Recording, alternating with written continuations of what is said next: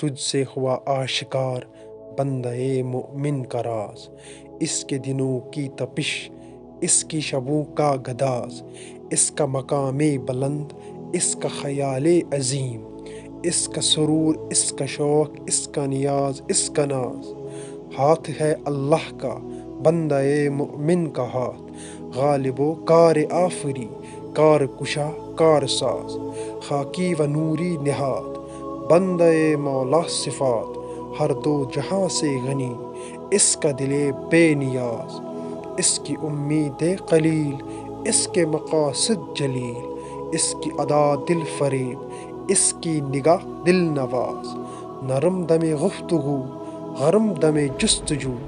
رزم ہو یا بزم ہو، پاک دل و پاک باز،